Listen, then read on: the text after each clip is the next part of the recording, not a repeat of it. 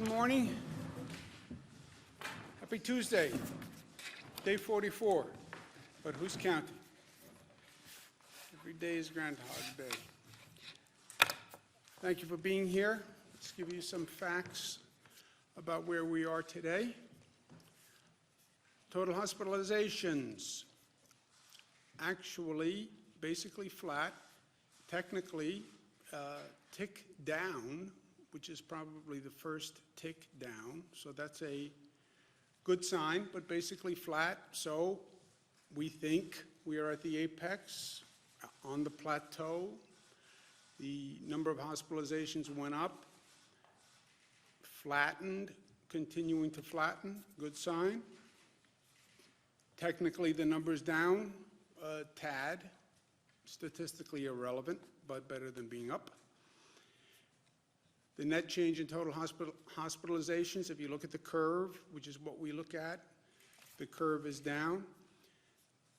When you do the 3-day average, which is more accurate than any one day, because remember, this reporting mechanism is new.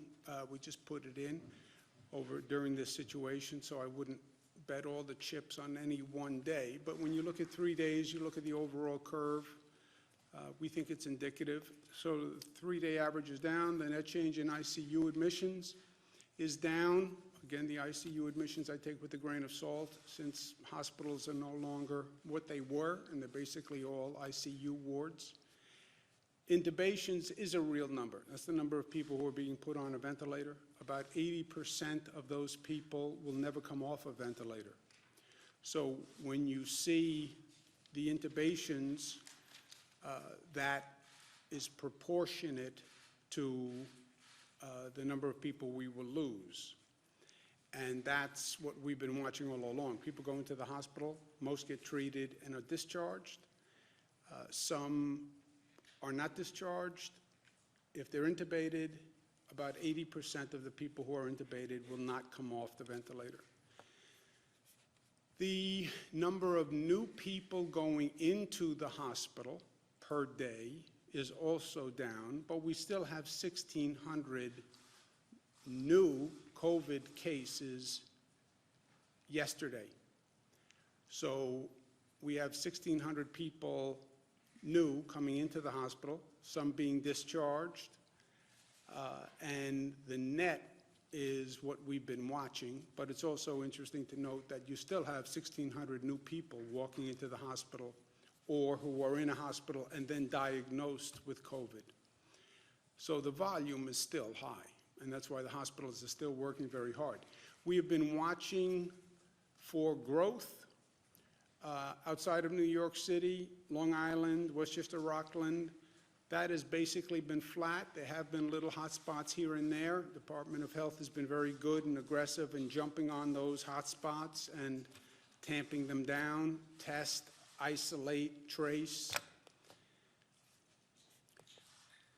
And you see the numbers by region across the state. Proportionately, obviously, downstate New York, which is what we've been talking about, but looking for growth towards Long Island, Westchester, Rockland. Rest of the state, proportionately, upstate is very, very low to everything else in the state. This is something else we're watching. This is the number of deaths in nursing homes, and the nursing homes have been an increasing issue. The nursing home issue was flagged by the first cases we had in the state of Washington, because that is the vulnerable population in the vulnerable place. And we've been worrying about nursing homes from day one, as we saw in the state of Washington. But you see the percentage of loss of life is getting higher in the nursing homes compared to the hospitals. Lives lost yesterday, 778. That number is up, and that is, to me, the most painful number. And it has been the most painful number every day, and those New Yorkers are in our thoughts and prayers. You look at the past few days and the number of lives lost, it's basically flat at a devastating level of pain and grief. But it evidences everything else we're seeing, which is basically a flattening at this level. The statisticians will say number of lives lost is a lagging indicator, which is a nice scientific term, but it doesn't mean it just is not just terrible, terrible, terrible news, and nothing we can do about it. Although many New Yorkers are doing everything they can to save people's lives on a daily basis, at great personal cost to themselves. Total number of deaths is 10,834. What we have learned through this process is that our actions determine our destiny, and that's actually good news. We changed the curve. Every projection model, White House, CDC, Coronavirus White House Task Force, Columbia, Cornell, Gates-funded group, every projection had a higher rate of infection, higher rate of death. CDC was talking about over 1 million people.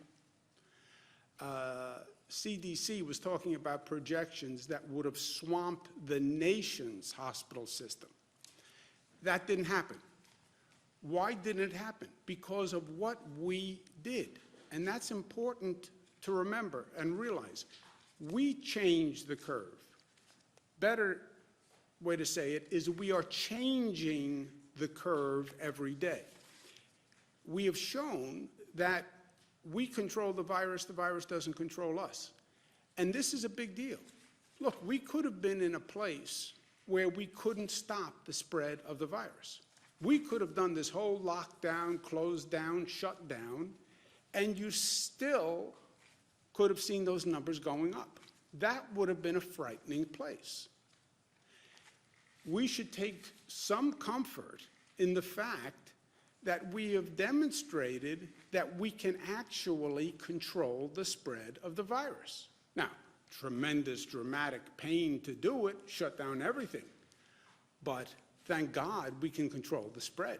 Can you imagine how bad a situation it would be if we did all of this and you still saw those numbers going up? You lock up your family, you protect them, but somehow the virus still infiltrated the house. That would have been frightening. So there is good news in this. But there's also a caution flag. We are, in some ways, artificially controlling that curve. We've taken all these extraordinary actions, and we are reducing the rate of infection. That means whatever we do today will determine the infection rate tomorrow. It is total cause and effect. So you stop doing what you're doing, or you behave differently, and you will get a different result. And that's important to remember as we talk about reopening. Everybody's anxious to reopen. I get it. I'm anxious to reopen. Cara and Michaela went out of the house. I trust you. They trust me. They love me. They love spending time with me, but they're sort of done with the entire experience. And that's universal. People need to get back to work. The state needs an economy. We cannot sustain this for a prolonged period of time. Everybody agrees. But everybody will also say how you reopen is everything, because of the first point, which is we are now keeping down that rate of infection. And if you start acting differently, you will see a corresponding increase in that rate of infection. And the worst scenario would be if we did all of this, we got that number down, everybody went to extraordinary means, and then we go to reopen and we reopen too fast, or we reopen and there's unanticipated consequences and we see that number go up again. Well, you're being hyper cautious. Oh, really? Go look at other countries that went through exactly this, started to reopen, and then they saw the infection rate go back up again. So let's at least learn from past mistakes. We've laid out a way to reopen coming up with a comprehensive plan, first that is regional in nature.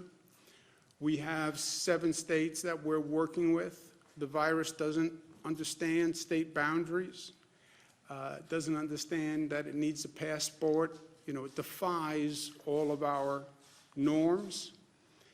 So how do you put the best minds together in a 7-state area, come up with a regional strategy? Because the virus can get on Amtrak, the virus can get on a plane, the virus can get in a car and drive up 95.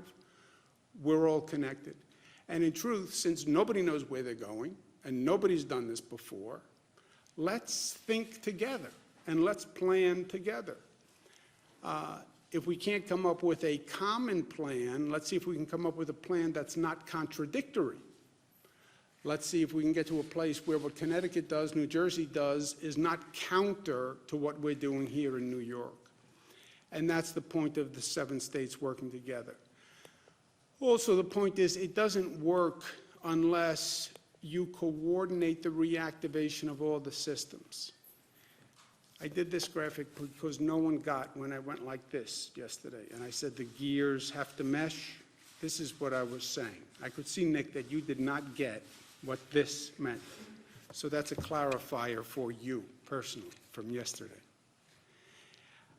We also have to be clear on who is responsible for each element of the opening. The President said last night that he has total authority for determining how and when states reopen. That is not an accurate statement, in my opinion.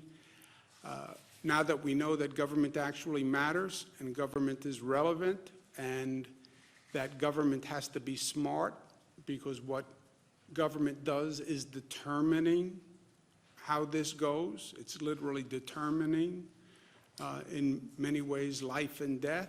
We have to be smart about it. The federal-state relationship is central to our democracy. This has been a topic discussed since our founding fathers first decided to embark on this entire venture, right? This is basic federalism, the role of the states and the role of the federal government. It is important that we get this right. Our founding fathers understood, and we have to remember today, that the balance between the state and the federal, that magnificent balance that is articulated in the Constitution, is the essence of our democracy. We don't have a king in this country. We didn't want a king, so we have a Constitution and we elect the president. The states, the colonies, formed the federal government. The federal government did not form the states. It's the colonies that ceded certain responsibility to a federal government. All other power remains with the states. It's basic to our Constitution and that federal-state relationship. Hamilton, who in many ways was representative of this discussion of the balance of power. State governments possess inherent advantages which will ever give them an influence and ascendancy, a beautiful word, over the national government, and will forever preclude the possibility of federal encroachments on the states. That their liberties indeed can be subverted by the federal head is repugnant to every rule of political calculation. Strong language, but that was the premise. So there are laws and there are facts, even in this wild political environment.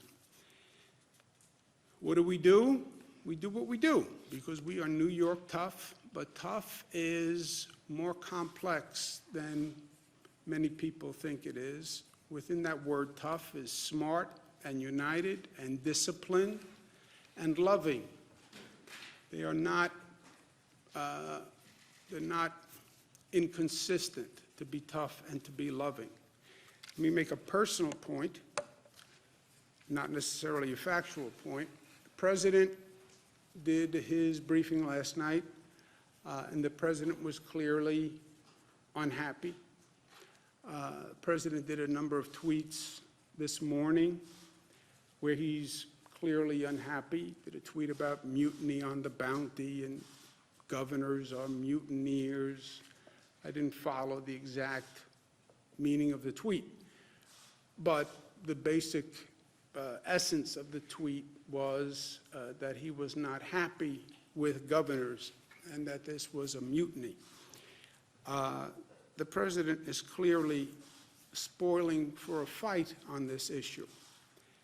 The worst thing we can do in all of this is start with political division and start with partisanship. The best thing we have done throughout this past 44 days is we've worked together and we haven't raised political flags. Even in this hyper-partisan environment, even though it's an election year, even though the politics is so intense, we said not here, not in this. This is too important for anyone to play politics. It was a no politics zone, right? This is just about doing the right thing, working together. And that's important, and we have to stay there. We're all in a little bit of a reflective mood. I'm in a reflective mood. And everything we do here is so important, and every day is so important. And I was thinking after the president made his comments and looking at some of the remarks and looking at the tweets, reminded me of a poster I saw when I was in grade school. St. Gerard Magella, Queens, New York, Catholic school. Red blazer, gray pants, white shirt, little clip-on tie, the tie with the hook. Remember the hook tie that you had to put the hook on, and then it looked like you had a real tie, which I never understood because the hook was harder to do. You had to hook and then you had to adjust the band, which was harder than just teaching a kid how to just tie the tie. Would have been easier. But I was in grade school and there was that poster that came from a Sandberg poem, I think. Suppose they gave a war and nobody came. And I was looking at the poster, and I didn't really get it because even then I was very literal. Suppose they gave a war and nobody came. So I'm looking at the poster, and a priest came up behind me and said, "What's wrong, Andrew?" I said, "I don't understand that. Suppose they gave a war and nobody came. How could that happen? Then you wouldn't have a war." He said, "Well, that's the point. The point is what would happen if people just refused to engage? They just refused to fight." And I still didn't get it and he said, sometimes it's better to walk away from a fight than engage it. Sometimes it takes more strength, frankly, to walk away from a fight than engage it. The president will have no fight with me. I will not engage in it. I've sat here every day for 44 years asking New Yorkers to remember that this is not about me, it's about we. I understand you're personally inconvenienced. I understand you're frustrated and stressed and anxious and you're feeling pain. Think about we. Think about get past yourself and think about society and think about your family and think about interconnection and act responsibly for everyone else. This is no time for politics, and it is no time to fight. I put my hand out in total partnership and cooperation with the president. If he wants a fight, he's not going to get it from me. Period. This is going to take us working together. We have a real challenge ahead. Just because those numbers are flattening, it's no time to relax. We're not out of the woods. In this reopening, we could lose all the progress we made in 1 week if we do it wrong. And we have a number of challenges ahead. We have to figure out how to do this. How do you have a public health strategy that works with an economic reactivation strategy? Nobody has done this before. How do you start to increase the number of essential workers? How do you learn the lessons of the past? How do you start to do the massive testing that we're going to have to do here? and that we don't have the capacity to do today. The capacity does not exist. The private sector companies that do testing, we can only get about 60,000 tests per month. That's not enough. We're going to do the antibody testing, but that's not enough either. How do we do this? Put together this whole testing system and do it in a matter of weeks? It is a real question. How do we use technology? Apple and other companies are working on using technology to do tracking. How do we do that? And how do we do it fast? And how do we take all our strength and our collective strength and take this nation's collective strength and figure out how to do those challenges? 50 years ago this week, Apollo 13 gets damaged 220,000 miles from Earth. Somehow they figure out how to get a spaceship back 220,000 miles 50 years ago. That's America. Okay, figure out how to do testing. Figure out how to use technology to do tracing. That's what we have to work on. And we have to do that together. We have to do, as a government, what our people have done, right? Sometimes political leaders can learn best from following people who are normally ahead of the politicians. Look at how people have been selfless and put their own agenda aside for the common good. Can't their leaders be as smart as they are? The answer has to be yes. So I look forward to working with the President in partnership and cooperation, but he has no fight here. I won't let it happen. And look, unless he suggested that we do something that would be reckless and endanger the health or welfare of the people of the state, then I would have no choice. But shy of that, I put my hand out to say, let's do this together. Questions? Governor, how many COVID cases and fatalities are in specific homes like Ohio and Connecticut? You screamed first. You don't have the same endurance. I don't. I really don't.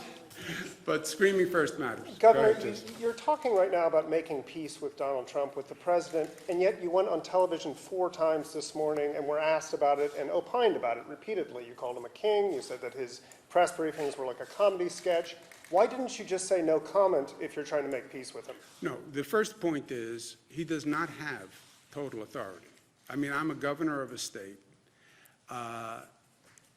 The statement that he has total authority over the states and the nation cannot go uncorrected.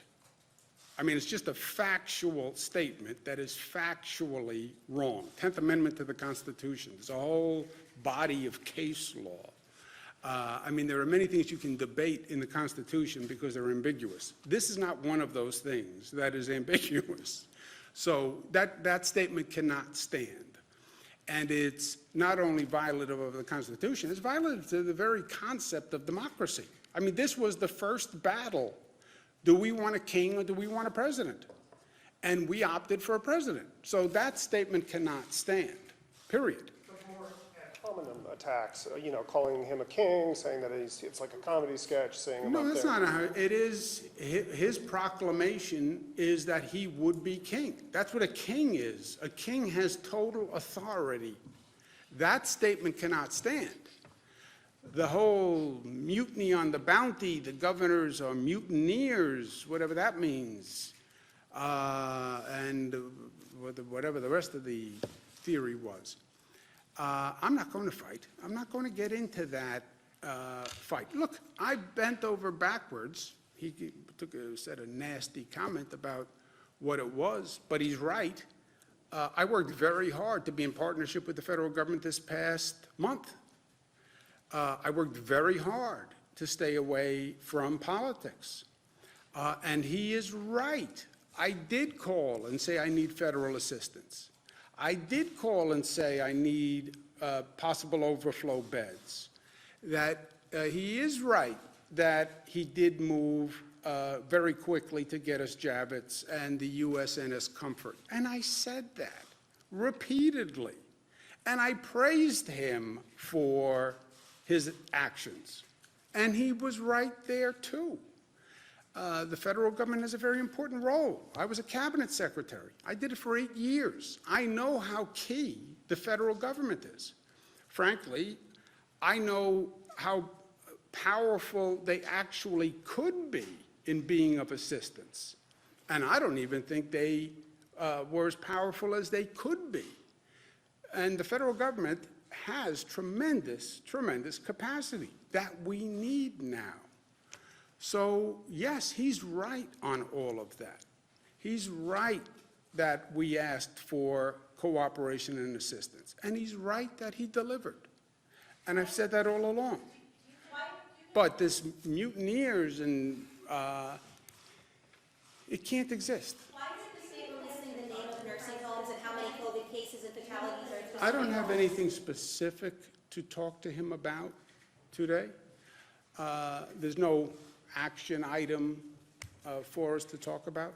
Do you think you need to talk to him after what's been going on? I have no, it'd be my pleasure to speak with him, but we don't have anything that is, do we have anything pending? No. I did speak to the White House this morning about a hospital matter. But other than that, we don't have anything immediate. Why is the state releasing the nursing homes and how many COVID cases and Have you received any fatalities are? guidance from the president about your role in the reopening? You said yesterday that he hadn't given governors any guidance in their role. No, we haven't had that conversation. And look, this is a shift in federal position, which is also fine, by the way. We're entering a new phase, the quote-unquote reopening phase. On the first phase, which was the close-down phase, the president took a different tact. The president did not close down the economy. He did do the travel ban with China, and he was right on the travel ban with China. The close down of the economy was left to the governors. And I closed down New York, Governor Pritzker closed down Illinois, Governor Lamont closed down Connecticut, did it different times, different ways, but he left that responsibility, the closing down of the economy, to the governors. You get to the reopening of the economy, well, the governors closed it down, wouldn't the governors reopen it?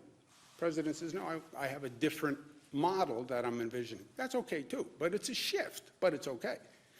But then what is that model? And let's talk about who does what, which is the intelligent conversation we have to have. How do we do this testing? How does that come up to scale? I can't do it. How do we do this technology? And I understand he's right, it raises constitutional questions. And do you really want that cell phone in your pocket to be a tracking device, right? Okay, so let's talk through how we do that. How do we disinfect a public transit system? That has to be understood. How do we have masks for every New Yorker? How do we do that? How do we get 10, 20 million masks so we have that added protection? How do we get gloves? How do we make sure, God forbid, there's a second wave or there's another uptick, that we have the medical equipment we need after we just went through this horrendous hurry-up exercise? By the way, where's the funding for states to help do this? I'm broke. You know, there's no fancy way to say that. We have a $10 billion deficit.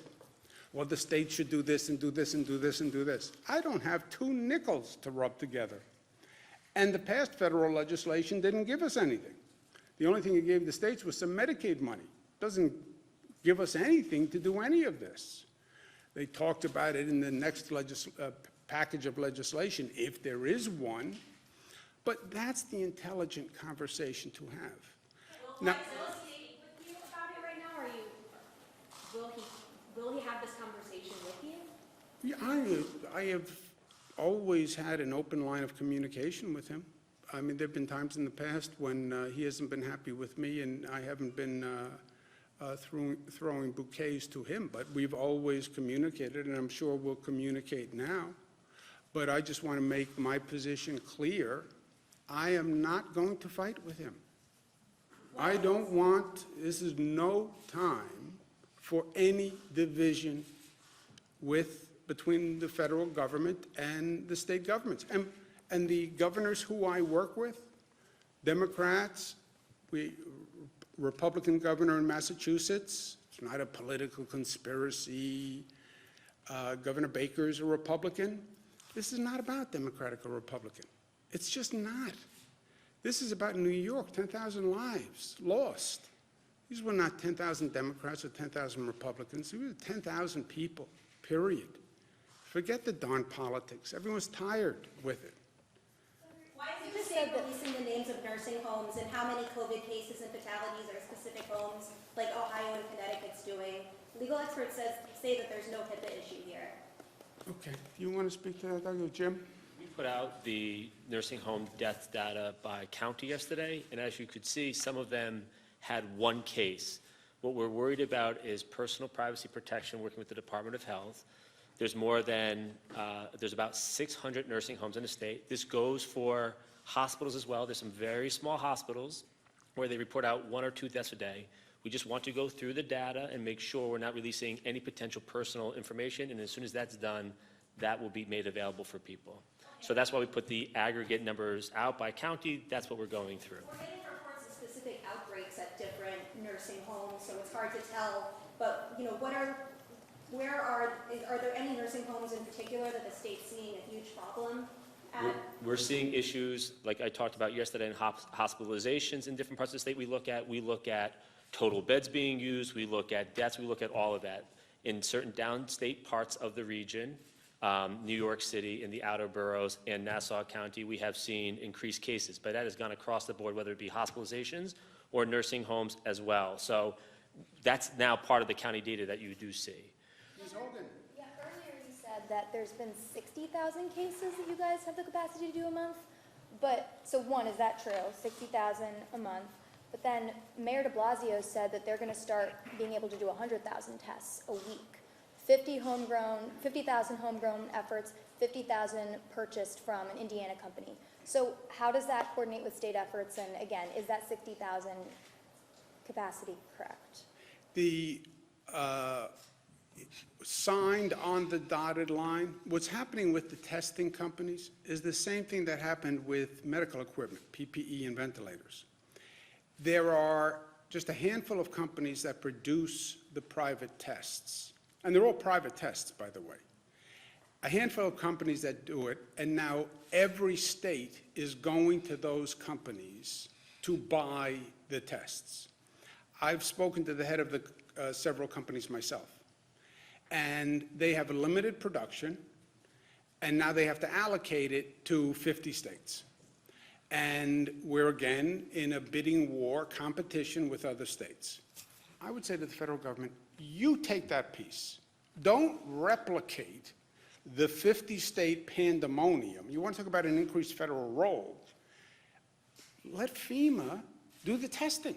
FEMA should have, in my opinion, done all the purchasing of the medical equipment, and they should have allocated it.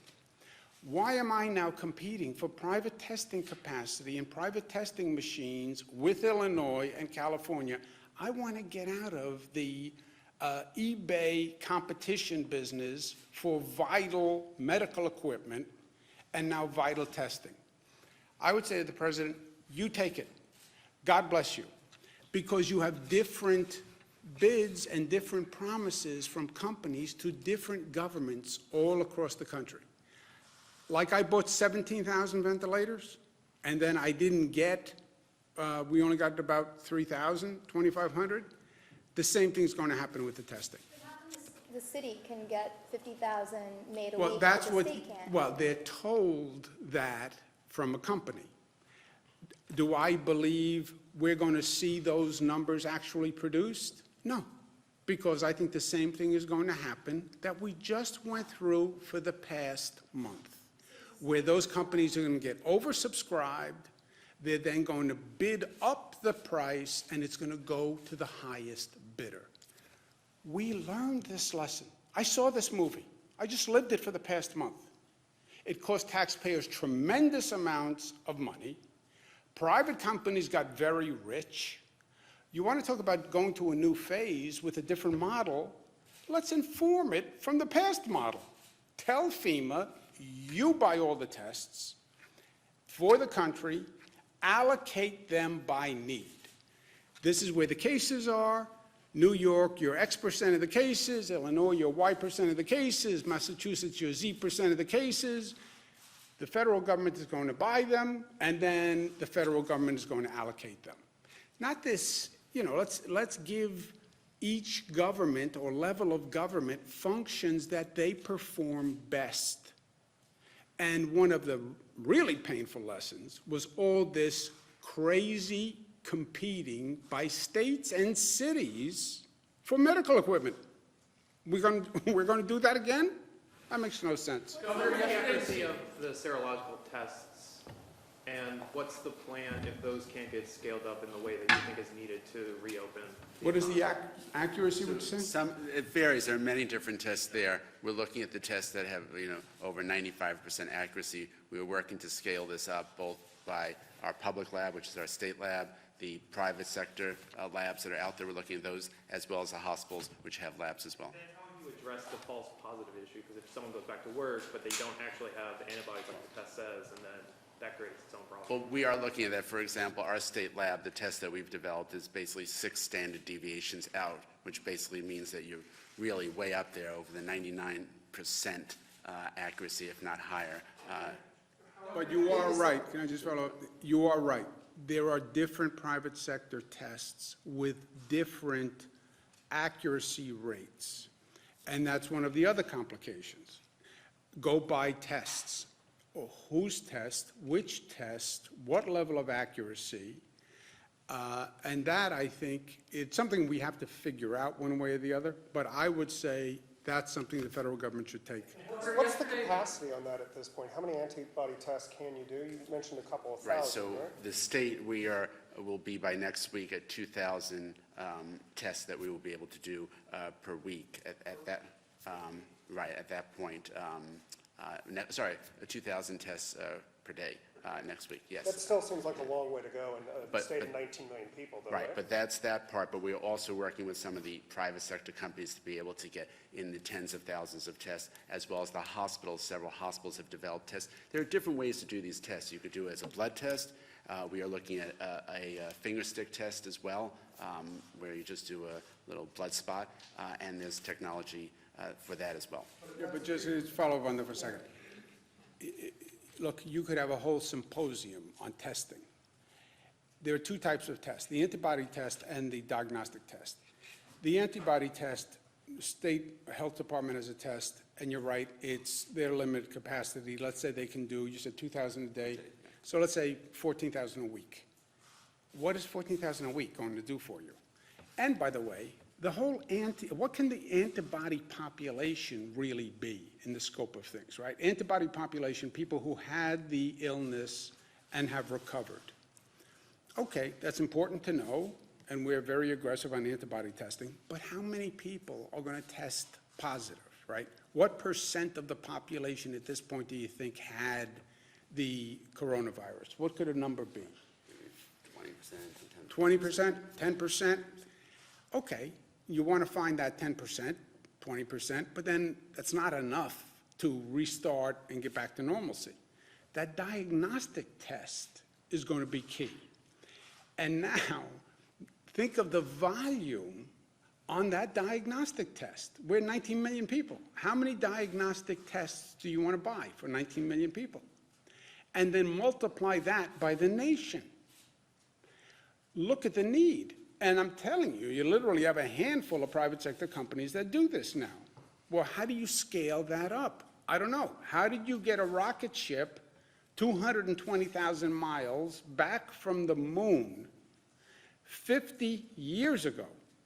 But if you could figure that out, you can figure this out. And if the federal government wants to know a valuable role, This is going to be a key element to all of this. Basically talking about testing everybody for coronavirus in the entire state as a prerequisite to getting the. No, no, no, no, no. No, you would never get there. If you said that was the prerequisite, you'd be closed ad infinitum. But you want testing capacity as a tool where businesses can use it as a tool.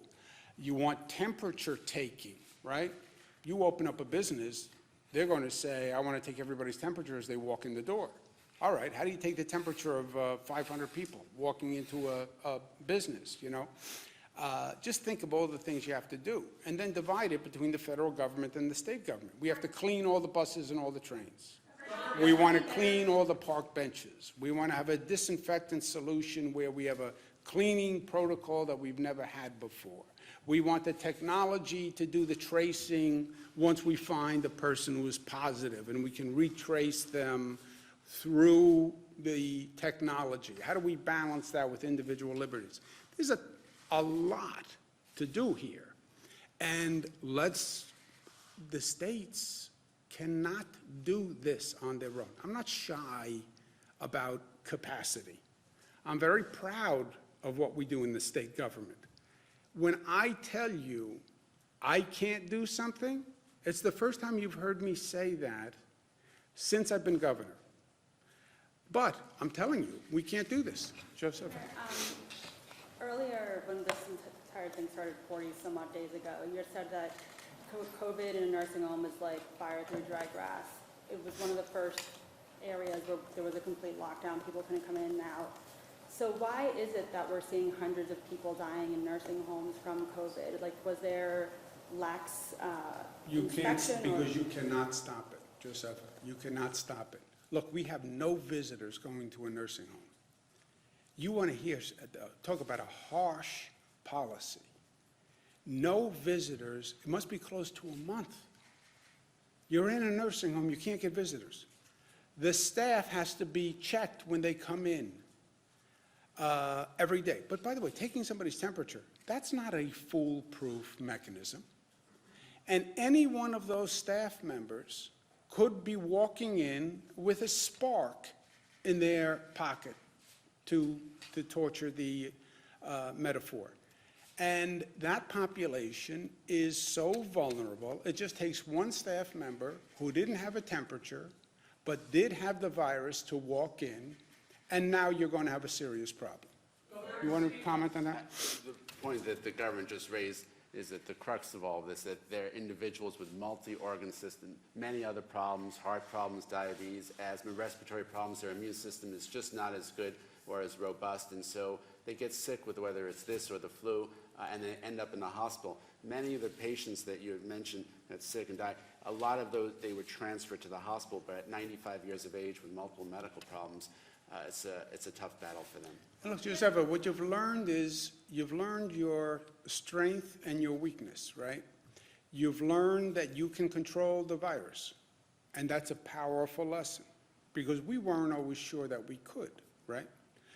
But you've also learned your weakness. You cannot hermetically seal society. You can't hermetically seal a nursing home. You can't put it in a bubble and say, I can protect these vulnerable people. You can't. You can't. Isolation, no visitors, every staff member has to be checked. An ember, one ember, finds its way in, and then it is fire through dry grass. Governor, in the city of Rochester yesterday. By making. Go ahead, Nick. Governor, in the city of Rochester. I want to try to get everybody who wants to ask a question to do it. I also need visual aids. But in the city of Rochester yesterday, there was a 100-person vigil after a shooting there, and it was apparently okayed by the mayor. Is it appropriate to hold large gatherings like that one? Videos online show that people were not likely social distancing during this. Well, look, I don't know the specifics, and I don't want to comment on the specifics, but we spent a lot of time not only saying there should be no large gatherings, we even said no large gatherings during religious holidays, which a lot of people were unhappy about. But look, that was the first, at least learn the lesson, right? Learn the lesson of New Rochelle. New Rochelle, Westchester. oh, that's New York City. No, it's not. It's not a dense urban environment. It's in a suburban community. And that was one person in religious gatherings. That could happen anywhere in the country at any given time. So we learned that lesson, and we've been advocating that. I mean, I couldn't be more clear on it. Who didn't ask it? Home residents? We'll do this, and we'll do, go ahead. Are your advisors already discussing legal options should the conversations with the White House break down to that point? And what could it mean for the reopening process and the coalition with the other states if that challenge had to survive several layers of appeal and potentially drag on for months? Yeah. It takes two to tango. It takes two to get into a fight. It takes two people to get into a litigation. I am not interested in fighting with the president. And I can't be more clear in that. I'm not going to allow anything bad to happen to the people I represent, right? I see my job very clearly. I get hired by the people of the state of New York to fight for them and to protect them. I'm trained as a lawyer/advocate.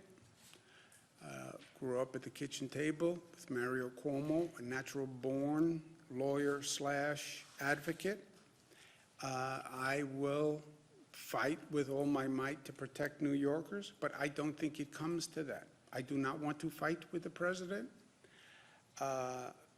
He is wrong on the law. I don't think this is a legal issue. This is no time. You don't even have the luxury for the argument. And there's too much to do for everyone. There's just too much to do. I can't do it. He can't do it. I'm not even sure how quickly we can do it together. So what's the fight about? Go ahead. That was actually exactly my question, but have you talked to the AG about Come up with a new question, fast. Have you talked to the AG about that at all? About No. the challenge? Got to be a better question than that. Go ahead. Would there be an argument of like state sovereignty, I guess? 'cause That you would said- be the argument. Yeah, you Constitution. said on TV this morning that- I'd call Alexander Hamilton. Thank you, guys.